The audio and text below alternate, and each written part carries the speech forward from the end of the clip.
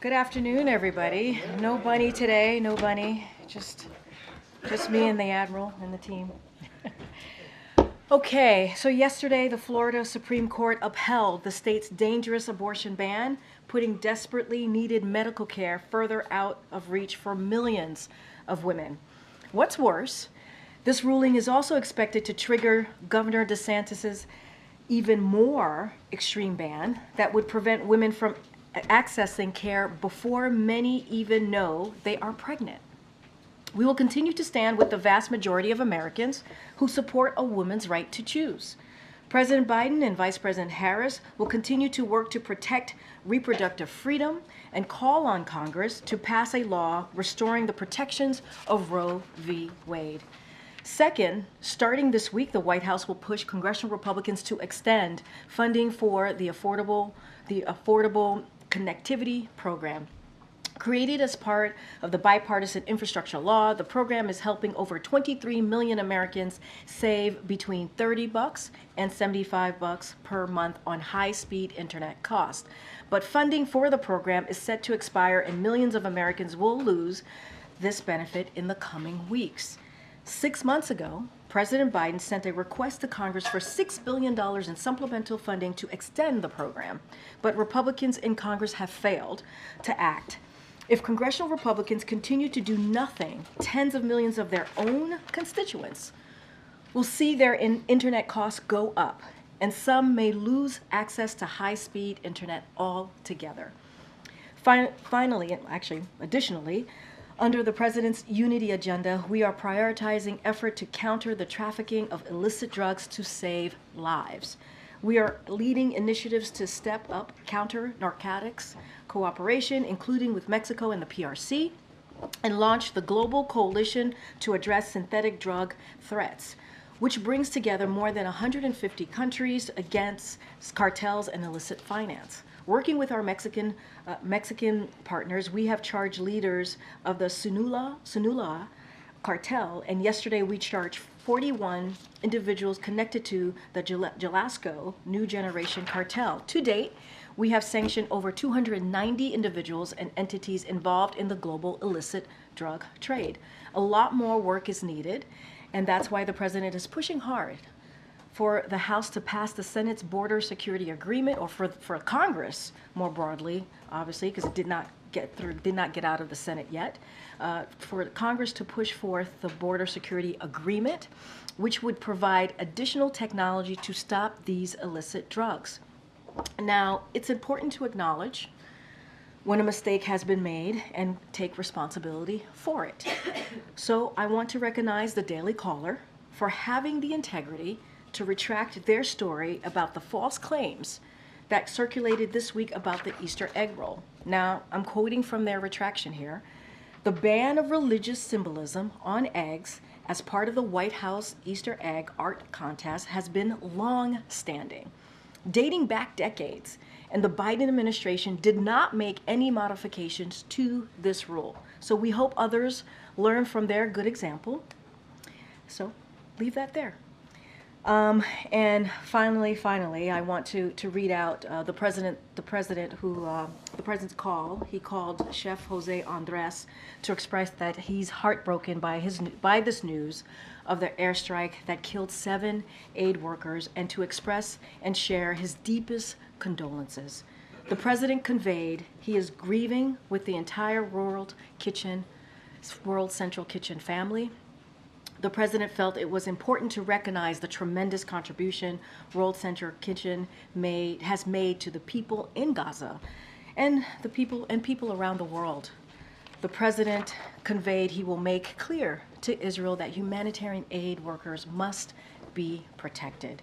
Now, as you can see, Admiral John Kirby is here to discuss the president's call with President Xi and events in the Middle East. Admiral, the floor is yours. Good afternoon, everybody. As you all know, President Biden spoke by phone today with President Xi Jinping of the People's Republic of China. The purpose of the call was to build on the two leaders' meeting in Woodside, California back in November of last year. Over the course of about an hour and 45 minutes, the two leaders held a candid and constructive discussion on a range of bilateral, regional, and global issues, including areas of cooperation and areas of differences. They encouraged continued progress on issues discussed at the Woodside Summit, including counter-narcotics, cooperation, ongoing military-to-military communications, talks to address artificial intelligence-related risks, and continuing efforts on climate change and people-to-people exchanges. President Biden also emphasized the importance of maintaining peace and stability across the Taiwan Strait, and he reaffirmed the importance of the rule of law and freedom of navigation in the South China Sea. He raised concerns over the PRC's support for Russia's defense industrial base and its impact on European and transatlantic security. And he emphasized that the the U.S.'s enduring commitment to the complete denuclearization of the Korean Peninsula. President Biden also raised continued concerns about the PRC's unfair trade policies and non-market economic practices, which harm American workers and families. President Biden also emphasized that the United States will continue to take necessary actions to prevent advanced U.S. technologies from being used to undermine our national security without unduly limiting trade and investment. The president also repeated his call for China to release U.S. citizens who are wrongfully detained or under exit bans. We believe that there is no substitute for regular communication at the leader level to effectively manage this complex and often tense bilateral relationship. And both presidents agreed to pick up the phone and speak when needed. Following the leaders' call, we will continue to advance our interests through cabinet-level diplomacy, including visits to China by Secretary of the Treasury Yellen and incoming days, and by Secretary Blinken in coming weeks. Now, if I could just, as Karine noted, just turn briefly to events in the Middle East. We were outraged to learn of an IDF strike that killed a number of civilian humanitarian workers yesterday from the World Central Kitchen, which has been relentless in working to get food to those who are hungry in Gaza and, quite frankly, around the world. We send our deepest condolences to their families and loved ones. We've seen the comments from Prime Minister Netanyahu and from the Israeli Defense Forces about their commitment to conduct an investigation. As we understand it, a preliminary investigation has been completed today and presented to the Army Chief of Staff, and we'll obviously look to see what they discover in this preliminary one. But we expect a broader investigation to be conducted and to be done so in a swift and comprehensive manner. We hope that those findings will be made public and that there is appropriate accountability held. More than 200 aid workers have been killed in this conflict, making it one of the worst for aid workers in recent history. This incident is emblematic of a larger problem and evidence of why distribution of aid in Gaza has been so challenging. But beyond the strike, what is clear is that the IDF must do much more to improve deconfliction processes so that civilians and humanitarian aid workers are protected. The U.S. will continue to press Israel to do more as well to ensure the safety of humanitarian workers, and will continue to do all we can to deliver this assistance to Palestinian civilians in Gaza. Thank you. Thanks. John, do you have any worries regarding Israel and Gaza about the floating dock, and how can aid workers be protected? Worries? What do you mean by worries? Any concerns about its status, viability? Let me break that up a couple of ways. Obviously the temporary pier, it's known as a JLOT, it's Joint Logistics Over the Shore. It's on its way to the Eastern Mediterranean right now. Hasn't arrived yet, and it'll take some time once it gets there to be assembled and to achieve what we call interim operating capability.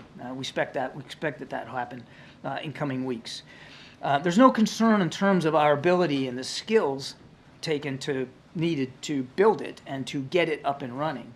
What we are working with partners in the region are two things. One is the logistics flow, getting the maritime materials to the pier, and then working with the Israelis in particular about how that pier is protected and secured, and how the aid, the material, gets from the pier into Gaza and further distributed. Those modalities are still being worked out. And do the recent events like the strike you referenced raise additional... Oh, believe me, we're under no illusion about the fact that Gaza is a war zone. And force protection of our troops, which will not be entering Gaza, will be first and foremost in the president's mind, as well as our military leaders, to make sure that they can operate that pier, assemble it and operate it in a safe way. But believe me, we're well aware. Gaza is a war zone. In fact, that it is a war zone is, again, what makes it so challenging to get the humanitarian aid to people in need. Thanks. John, you said that the White House is outraged by the strike that killed these World Central Kitchen workers. Has the White House already conveyed that outrage to anyone in the Israeli government, and what was their response? Well, I won't speak for the Israelis.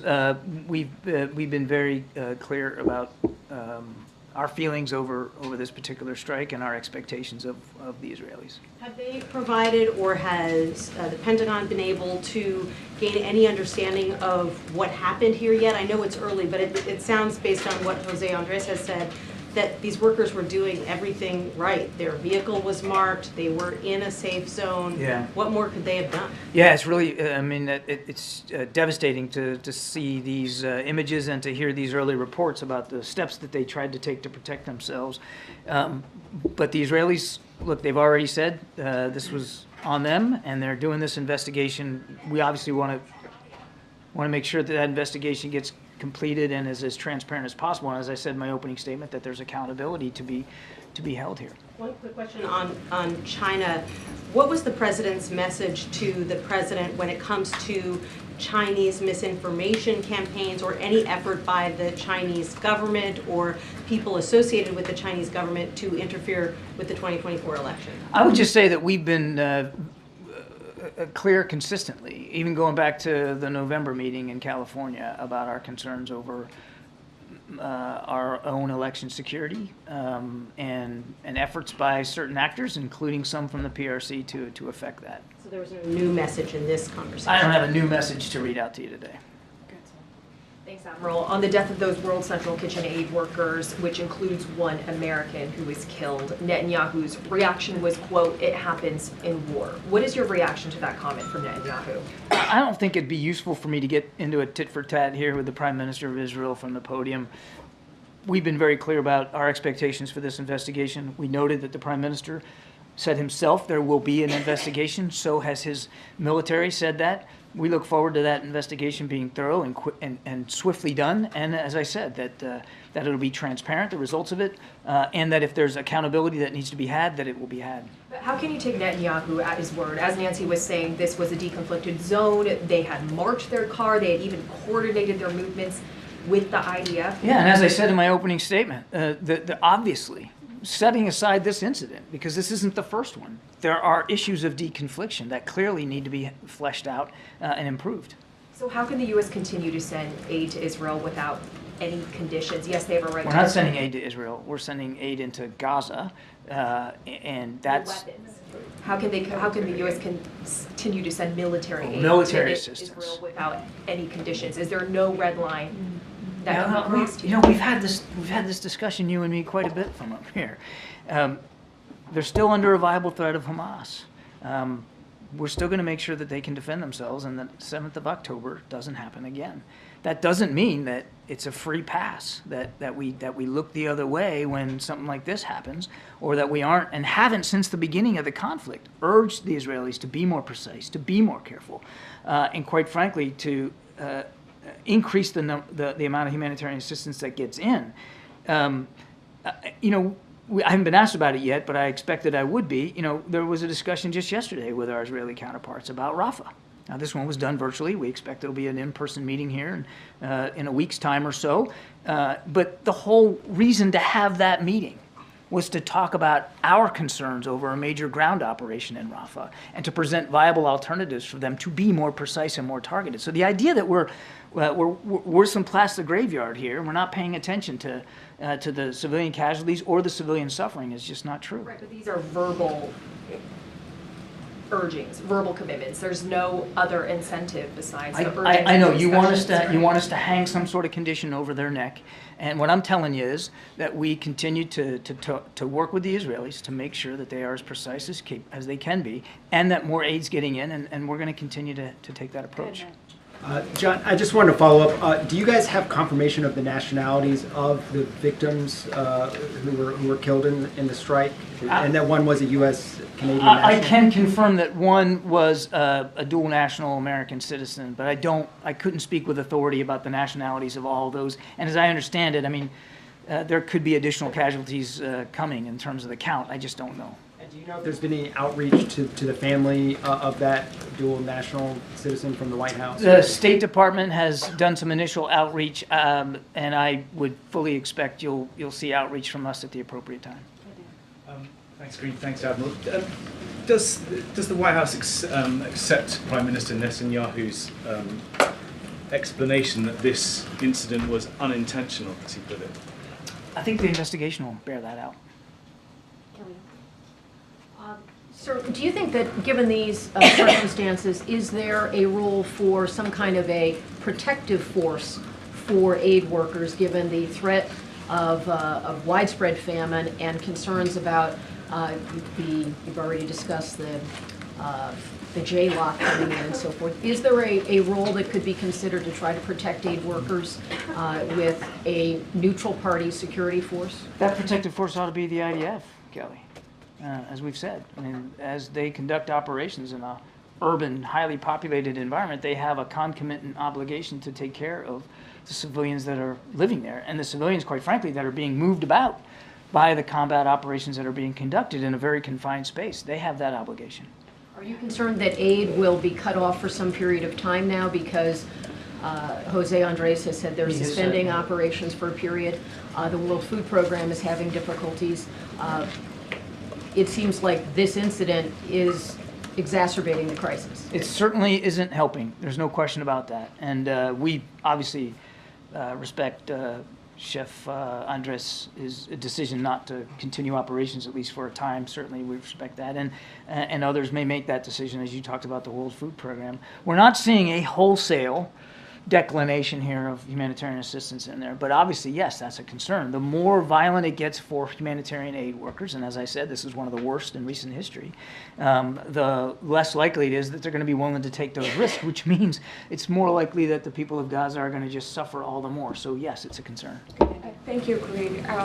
Secretary Blinken, during his presser in Paris, did not condemn the airstrike, even though, as you confirmed, there was a dual American-Canadian citizen who was killed. The French foreign minister, who was at the same presser, did. You said you're outraged. Why is the U.S. not condemning the strike? I think by saying we're outraged, I think you can fairly characterize that as condemning the strike itself. Of course. I mean, nobody wants to see this kind of violence happen to humanitarian aid workers who, as was noted earlier, were doing all the right things.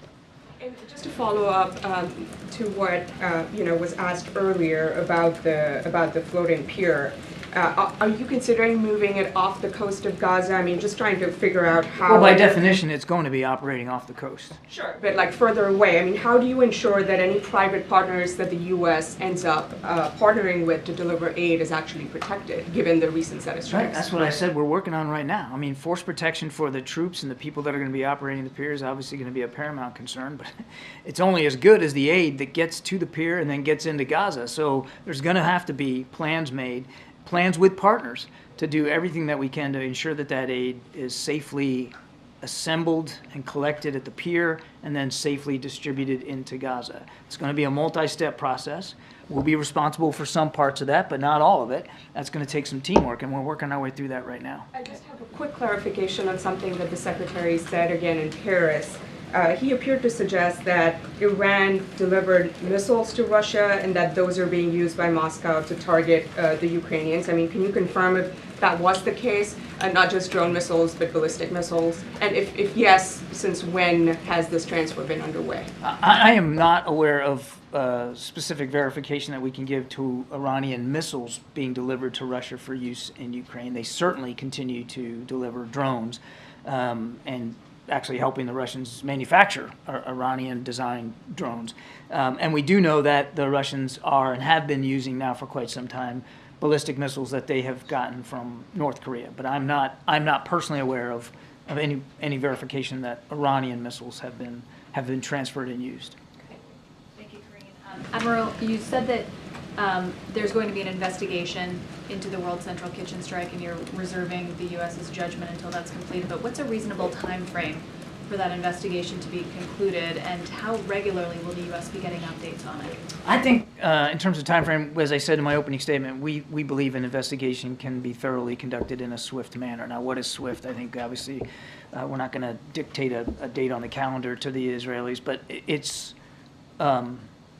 noteworthy that just before coming out here, I was informed that they have completed a preliminary investigation and are reporting that up the chain of command. That's good. That means that they've gotten some basic findings and some initial conclusions that they're willing to make. They have noted publicly that they were responsible here. So that's another reason to suspect that it shouldn't need to be a long, drawn-out, weeks-long investigation. I think something like this could probably be resolved in a matter of days. On the strike in Damascus, does the U.S. expect Iran to retaliate, and if so, how? Well, I can't predict what the Supreme Leader and what the IRGC will decide to do or not. I don't know in terms of retaliation. I assume you mean against the United States. Let me make it clear.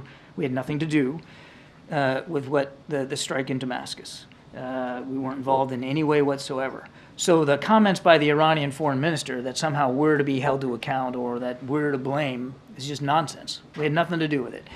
We will, as we always have, take our force protection very seriously to protect our troops and our facilities in Iraq and Syria. And as we have demonstrated in the past, as President Biden has made very, very clear through the actions he has ordered, we will do what we need to do to protect those troops and facilities. And finally, if I may, just on China, you said that the two leaders made a commitment to pick up the phone and call each other when needed. I'm curious. When's the next one? No, I'm curious why it was needed now. Why not next week, next month? Was there a particular catalyst that they needed to have this phone? No, not at all. I mean, they met again in November, and the teams have been working a lot since November on fentanyl precursors, on climate change, on economic practices.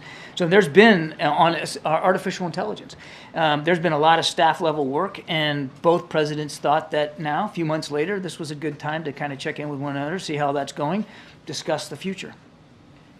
Hi, thanks, John. Just wanted to follow up with a question that came from the front row about the conditions on military aid. And you said that the questioner wanted you to hang some conditions over their necks, that's the Israelis. And your tone suggested you wouldn't do that. Why not? I've already answered this question a whole bunch of times. We believe that the approach that we're taking is working in terms of making it clear to the Israelis what our expectations are. I'm not going to get ahead of decisions one way or another that we might take in the future. What I'm saying is right now we are continuing to support Israel because they continue to need military assistance, because they continue to face a viable threat. Well, on the point of conditions, the President on February 8th issued a memo, and it said, and you already know this, but just for context, it said that it was the policy of this administration to prevent arms transfers that risk facilitating or otherwise contributing to violations of human rights or international humanitarian law. Is firing a missile at people delivering food and killing them not a violation of international humanitarian law? Well, the Israelis have already admitted that this was a mistake that they made. They're doing an investigation. They'll get to the bottom of this. Let's not get ahead of that. Your question presumes at this very early hour that it was a deliberate strike, that they knew exactly what they were hitting, that they were hitting aid workers and did it on purpose, and there's no evidence of that. I would also remind you, sir, that we continue to look at incidents as they occur. The State Department has a process in place.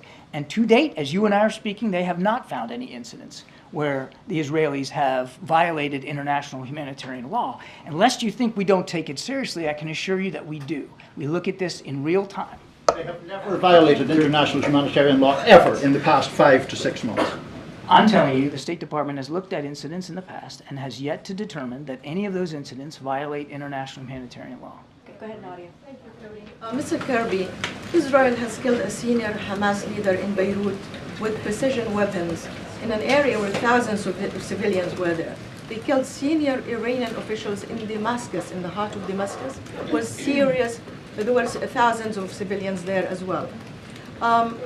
Does it make sense to you that a vehicle marked with word Central Kitchen, after coordinating with the Israelis, that they didn't see it, And doesn't this debunk your theory and defense of Israel that it is difficult for them because Hamas embedded with the civilian population, where they can go after Hamas leaders in the heart of a civilian population in Beirut and in Damascus? To your second question, no, it's not my theory. I have talked about, well, now, just hang on just a second now. I've talked about this for months now. Fighting in an urban, highly populated, condensed environment like that's tough. But they have taken strikes against Hamas leaders successfully taken strikes against Hamas leaders in Gaza. I can't speak to what happened in Damascus. That I can only tell you that the United States wasn't involved. So I'm not going to talk about the details of that whatsoever.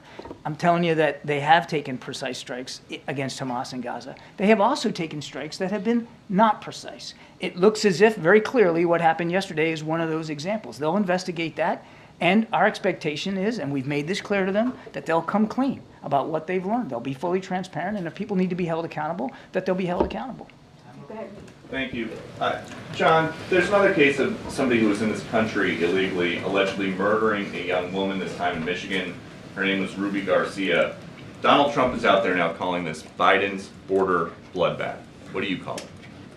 Well, first of all, while I'm not aware of the specifics of this case, I mean, that's just terrible news. And our thoughts and prayers obviously go to the family of Ms. Garcia. I mean, that's the kind of news no family ever wants to get, ever. And we would certainly defer to local law enforcement and investigative bodies to do the spade work that needs to be done to figure out exactly what happened to Ruby. And to hold the perpetrators accountable for that. So why don't we let the judicial process play out here before we start making grandiose bumper sticker comments about what this says about the border. And Peter, to folks that are concerned about border security, the president will be the first one to stand up here and say he agrees that the border does need some security capabilities, that we do need more Border Patrol agents. And all that has to happen is for the speaker to do his job, put that supplemental on the floor. Let's get a vote. Let's get those 1,300 additional Border Patrol agents down there to do their jobs. But everybody in this room knows that the bill that you guys keep talking about as a solution is dead at the moment. And says you. Doesn't need to be dead, does it? The bill's dead. Says you. When's the vote? You ask Speaker Johnson that. It doesn't need to be dead, Peter. There are real problems at the border while that bill just languishes, right? The chief of the Border Patrol is saying, exactly, of 140,000 gotaways, if we don't know who is coming into our country and we don't know what their intent is, that is a threat. Does President Biden agree? The president absolutely believes that along that border we do have significant national security concerns that have to be met. But you said something really good in your question that I loved, that while these concerns are going on, the bill languishes. So what's needed? It's not anything more from the president. What's needed is for Speaker Johnson to do his job, get that thing on the floor. Let's get it voted on. They had a chance and decided not to act because certain people in the House Republican world wanted a problem rather than a solution. As the person in charge of preventing a terrorist attack in the homeland, does President Biden think that some of these border crossers could be in the United States right now plotting a terrorist attack against Americans? The president's confident that throughout the interagency, DHS, intelligence community, that we're doing everything we can to be as vigilant as we can to ensure the safety and security of the American people here at home. John, on the call with President Xi, did the two leaders speak about Section 301 tariffs? And it did not come up.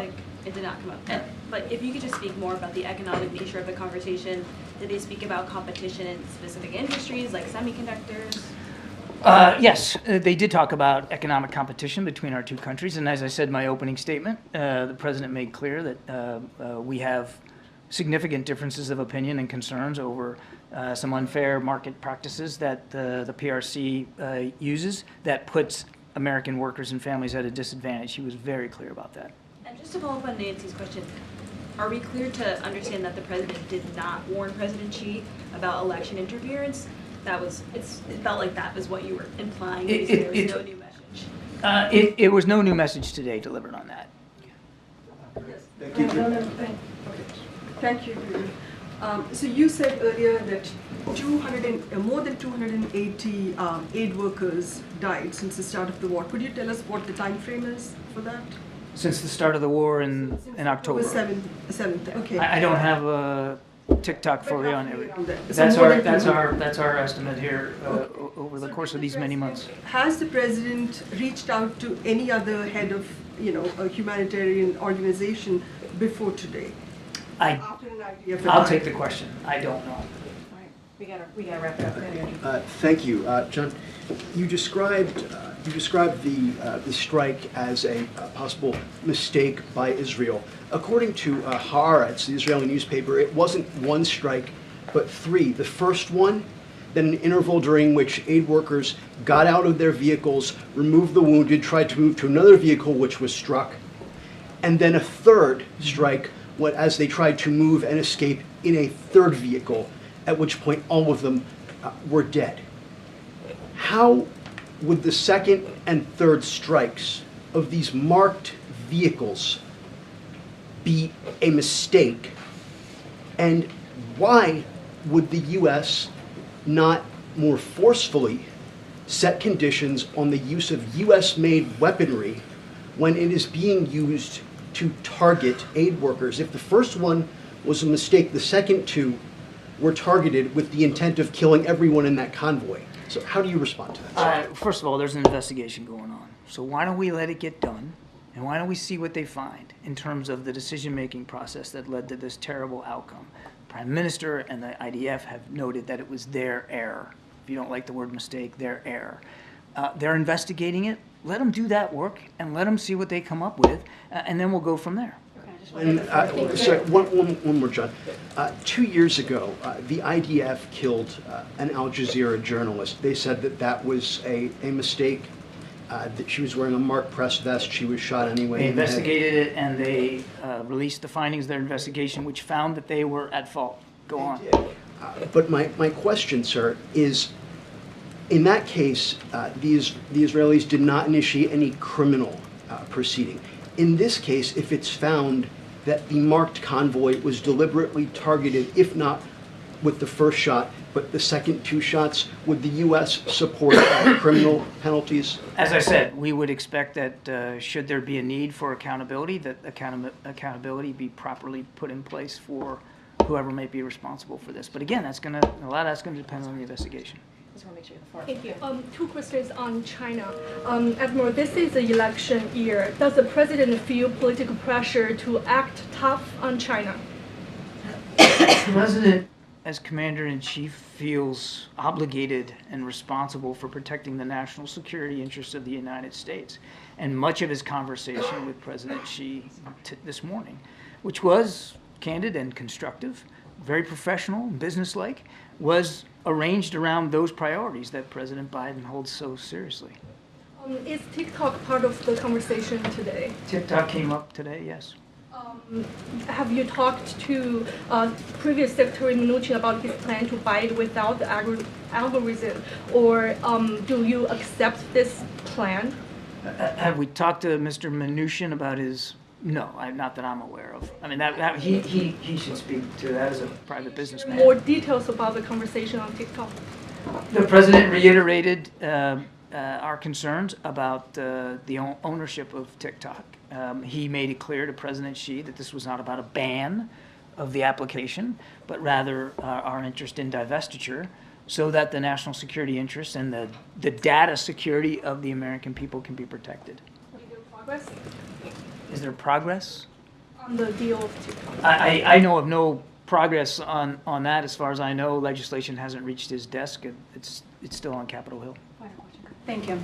John, I have a question on Ukraine and on Ramadan. So Ukrainian President Zelensky is warning about a new Russian offensive coming in the end of May or June. Meanwhile, Speaker Johnson is ignoring calls to put to the floor the Senate-approved legislation and coming up with a new Ukraine aid. Does the administration have a deadline after which you might consider some measures to support Ukraine without conversion? We've already executed some emergency measures. You saw the Pentagon was able to to cobble together $300 million to support them in an emergency aid package. We're going to continue to look and see what more we can do, but quite frankly, our hands are very much tied here. We need the supplemental. That's what will make a difference for Ukraine. Is there a deadline after which you would try to do something more? The deadline was weeks, if not months ago, when we needed the supplemental passed. The time is now. It's past now.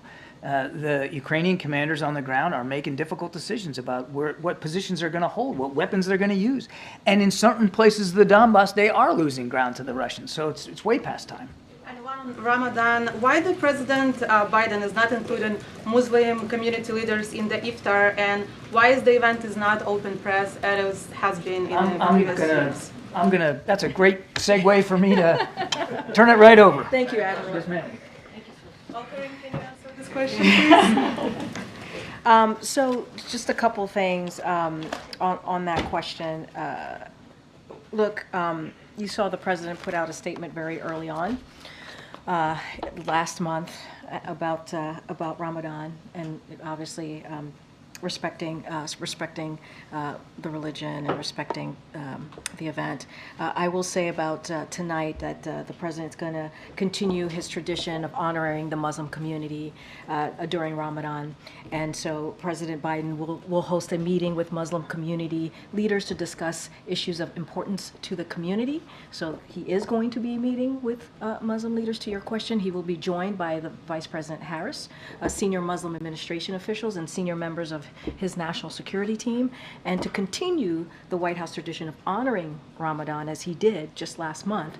After the meeting, we will host a small breaking of the fast, prayer, and iftar with a number of senior Muslim administration officials. So that is what the president and the vice president is going to be doing later today. But why not the community leaders?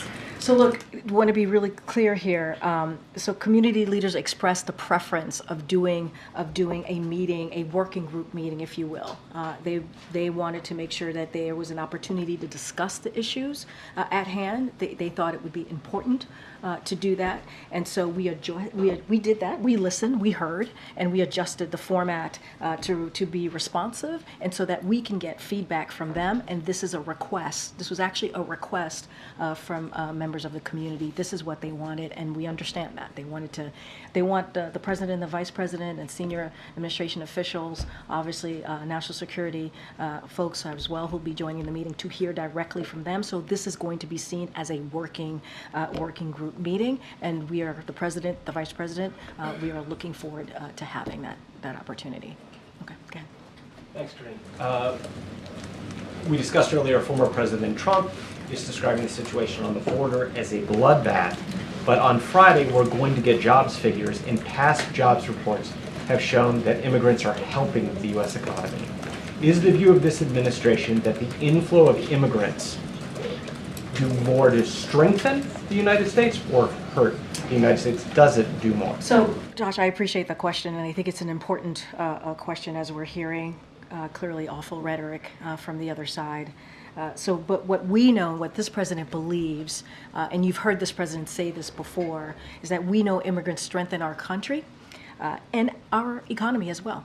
It goes hand in hand here. Think about the critical work these 8 immigrants were doing on Key Bridge when it collapsed. While Congress failed to act on President Biden's comprehensive immigration reform, remember he introduced that on the first day of his administration because he understood the importance of fixing immigration, a system that has been broken for decades. His administration has led the largest expansion of lawful immigration pathways in decades, and we continue to work to ensure employers and immigrants can effectively navigate the laws in place. And so reforming our immigration system only strengthens our economy. You hear the president talking about that, about making sure that we have an economy that works for everyone, making sure that there's dignity and respect for everyone.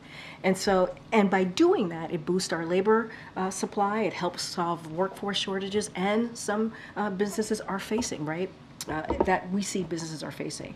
And so we took a step forward not too long ago. We spent 2 months working with the Senate, working with Republicans and Democrats to try and figure out how do we deal with this broken system. We saw we put together what would have been, if put into law, the toughest and fairest piece of legislation that we have seen in some time. But what we heard from the last administration, from President Trump, and you heard me say this over and over again, you all reported this, that he told Republicans to reject that proposal because it would hurt him and help the president. That's not how this president sees this. This president sees the immigration system as an issue that majority of Americans care about and that we should fix. We should get to the bottom of this. So we're going to continue to urge Congress, Republicans, to come back, right? Come back to the table, move forward with that proposal, get it out of the Senate, and then move it over to the House, get it out of the House, put it in front of the president. He will sign it. The toughest and fairest law that we have seen in some time. And this is not about politics for this president. And to go back to the beginning of answering your question, we know immigrants strengthen our country and also strengthen our economy. Thanks, Karine. Just to follow up on the TikTok question, the president brought it up with President Xi. Yeah, he did. Has he also raised the issue with Senate Majority Leader Chuck Schumer, because the bill hasn't been taken up by the Senate? I mean, that's where it is held up. Has he conveyed those same concerns about ownership, about divestiture, like to Schumer? So look, we are in regular communication, this administration is, with leaders of Congress, including Senator Schumer, Leader Schumer, and others. And so I don't have a specific readout to give you about the president's conversation on this particular issue. As my colleague, as the Admiral said, the TikTok did come up and was raised on the call with President Xi. I think that's important. The president has always been very clear about his concerns, and he's been very public about that. There is a real threat posed by certain technology services, and so operating in the United States that put at risk Americans' personal information and broader national security. He's been very clear about that, including the manipulation. So he's been public about it. He brought it up with President Xi. This is an issue, certainly, that we will continue to have that discussion. I just don't have anything specific to read out to you with any conversations with members of Congress on the president. Does he want the Senate Majority Leader to bring the bill to the floor? We have said we support that bill. We welcome that bill.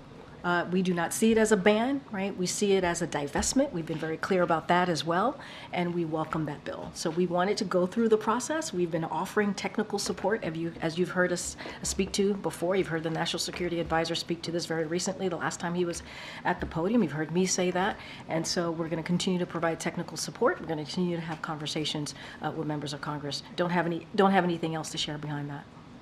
Okay.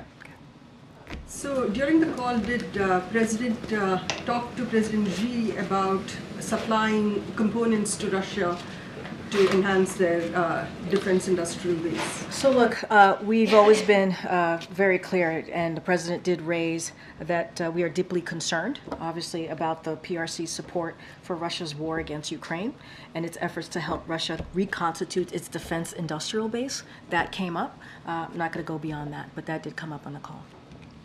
Thanks, Karine. Is there anything you can say about President Xi Jinping's reaction to all of the concerns that Biden laid out? I would let President Xi speak for himself. I'm not going to respond to him. Any color about the tone of the conversation? There's a readout of the call. I'm not going to get into reactions, personal reactions. I will let President Xi speak for himself.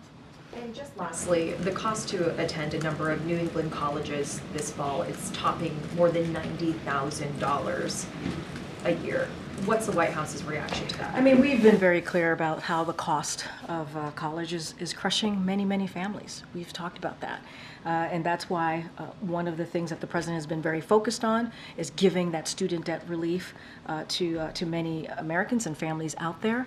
While we tried to put something forward, Republicans blocked it, and the president continued to find ways to move forward in trying to find really comprehensive measures to make sure that we're giving relief to Americans so that they can, so that they can start a family, so that they can buy a home. And so we've done that. You've seen us announce a bunch of actions which the president is proud of and is going to continue to find ways to give that relief. The Department of Education has talked about the cost of college and has certainly worked with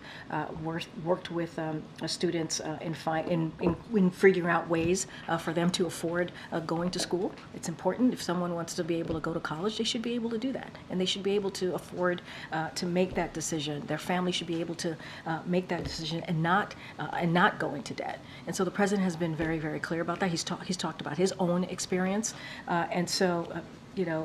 Look, we're going to continue to find ways to make sure that Americans get a little bit of breathing room, get a little bit of opportunity to move their lives forward, to reach their dreams the way that they choose. And so, yeah, we're aware of how costly college can be. Okay, Karen. The owner of the ship involved in the Key Bridge collapse has denied responsibility for the accident, and they filed a federal lawsuit trying to limit the amount of damages that they would have to pay. What is the White House's reaction to that lawsuit, and is there going to be an effort to force them to pay more damages? So look, I don't want to get ahead. As you know, there's an investigation currently happening. The Department of Transportation is leading, so want to be really mindful, not get ahead of that, and not going to talk to an active lawsuit, as you just announced from the ship owner. But look, I think it is important that we get to the bottom of this, not just because for us, but obviously the people of Baltimore, the people of Maryland need to have an answer here. And so we're going to do everything that we can. There'll be investigation. I want to be really mindful here, but it is always important to make sure people are held to account. For the president, he is going to do everything that he can, use a whole of government response, as you have seen from this administration, to continue to make sure that we do the recovery, to make sure that we rebuild that bridge, make sure that we open the port. And you're going to see the president on Friday doing that visit to Baltimore. We'll have more details on that, but just want to be really, really mindful. There's investigation going on. Don't want to get ahead of that. Will he have any conversations with congressional leaders ahead of his trip to Baltimore to talk about getting funding rolling, knowing he will likely hear from local and state leaders about that? No, it's a good question. Look, we have said that we will, the federal government will fully fund the rebuilding that bridge. That's a commitment that the president's going to stand by. Obviously, there potentially could be an opportunity, or will be an opportunity for Congress to get involved, and we'll have those discussions. We are having those conversations with congressional members. I can't speak to what the president has on his calendar as far as speaking to congressional members about this particular issue ahead of Friday, but I can assure you it is a conversation that members of his team are continuing to have and will continue to have as we move forward in making sure the people of Baltimore, the community gets back on their feet as it relates to getting this bridge back, opening up the port. It is critical, it is important, and we want to make sure we get that done. Okay, Kelly. In the way you described the celebration with the vice president and Muslim leaders and so forth, smaller scale working group, isn't that on its face really an acknowledgement that there is a great tension between the president and the Muslim community, and that you can't do it publicly because you would be concerned about protests? So look, I mean, the community leaders expressed their preference here. They said this is what they wanted to see. They wanted to make sure, they wanted to have a working group meeting. That is something that they asked for. It is, and we listened, we heard them. As you know, senior officials have been, senior White House officials have been traveling the country, having really important conversations with members of that community, the Muslim community, the Arab community, the Palestinian community, because we understand how painful this moment is for them, and we want to hear directly from them. This is a request from them. They wanted to have a private working meeting. They wanted this meeting to be held private, so we're respecting that. We're respecting the fact that they want privacy. It is not the first time that they've requested a situation where it is private, and so this is what we heard during our outreach, and we're going to respect that. And this is what we're doing today. It doesn't take away. It doesn't take away how we're going to continue to honor a tradition of the Muslim community as we speak about Ramadan, during Ramadan. This is something that we're going to respect and continue to do so. But in this particular instant, they wanted a working group meeting. They wanted it to be private, and we're going to respect that. Okay. Thanks, Karine. Going back to the bloodbath question, the former president used that terminology a week or two ago, but he's talking about it again today. What's the White House reaction to the use of that term, bloodbath? I'm going to be really mindful here because it is president. Obviously the former president is also a candidate here, so want to follow the law with the Hatch Act. But we have to denounce. Our response is we have to denounce any violent rhetoric that we hear, certainly from our leaders, right, that tears our country apart. It could tear our country apart and puts our fellow Americans in harm's way, in danger. So we have to denounce that. And look, you know, I think and we think that the American people wants to see the country coming together. That's what they want. They want to make sure that we respect our democracy. They want to make sure that we respect the rule of law. That's what they want. And so that is what the president's going to continue to fight for. We're going to, any type of violent rhetoric, we're going to denounce that. It doesn't matter who it comes from. We're going to denounce it. Does the White House believe that there is a bloodbath taking place or a wave of migrant crime? Look, we've been very clear about, I just laid out to Josh when it comes to immigrants, how important they are to the fabric of this country, how important they are to the strength of this country, to our economy. And that continues to be true, right? That's something that this president believes. And we've always called out if there is any form of violence that can be caused by one person, right, that we may have seen, we call that out as well. And that is always important to do. But in this instance, it is used to, in the way that this violent rhetoric is being used, it is being used to tear our country apart. That's how it's being used. And we can't allow that, right? This is not what Americans want to see. Americans want to see us bringing the country together. And so that form of rhetoric, it's not helpful to us. So we're going to continue to call that out, and we're going to be very, very clear about that. But it's, you know, if a violent act happens, as we have seen, and someone is killed, we want to make sure that you know, we're going to condemn that and want to make sure that the law comes into place and we let the law enforcement on the ground deal with that. But to denounce an entire community, we can't allow that. We have to denounce that, any type of violent rhetoric. Just a quick point of clarification, Karine. So when Donald Trump is talking about a bloodbath, it is violent rhetoric. What was it when Joe Biden said in 2020, what we can't let happen is let this primary become a negative bloodbath? So I'm going to be really mindful and careful about Donald Trump, but if you read, because he is a candidate, we're talking about the 2024 election, you should read what he said in its context. So you got to read what he said in context. Bloodbath is an ugly word. When Trump uses it, what is it when Biden uses it? No. Let's be very clear. You got to actually ask me the question in context of what it was said, right? And what it was said when he said that, right? In his remarks, in his speech, right? And so that's being disingenuous in your question. I'm reading a direct quote from Joe Biden. What we can't let happen is let this primary become a negative bloodbath. He was talking about a group of people. A group of people. That's what he's talking about. What the president was talking about during the primary was not to allow it to be the words and the primary and that election to become negative. Two different things. They're not the same. They're not the same. And your question is disingenuous. And so, look, I'm going to be really mindful here. I'm going to be really careful. We have to denounce violent rhetoric, wherever it comes from. A former leader, we have to denounce that. Because we saw what happened on January 6th. We saw what happened there.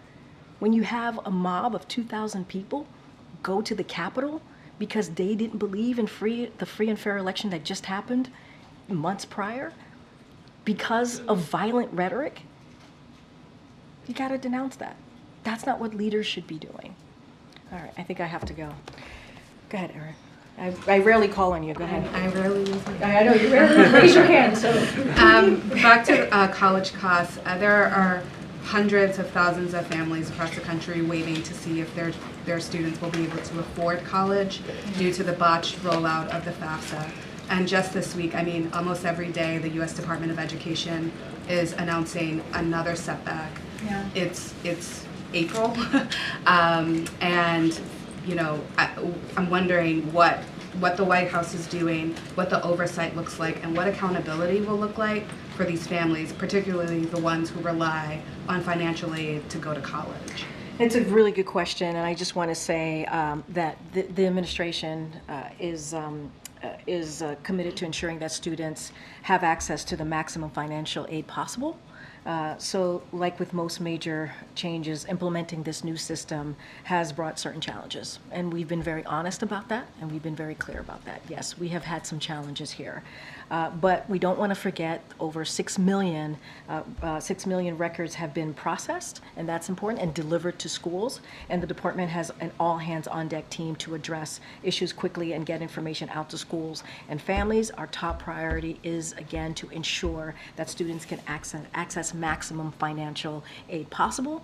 We understand how important it is to get this aid, and so we want to make sure that we get that done. There's an all-hands-on-deck scenario. And yes, we have had some challenges, and we acknowledge that, and we're doing everything that we can to fix that. Thanks, everybody. I'll see you tomorrow. Thanks, Karine.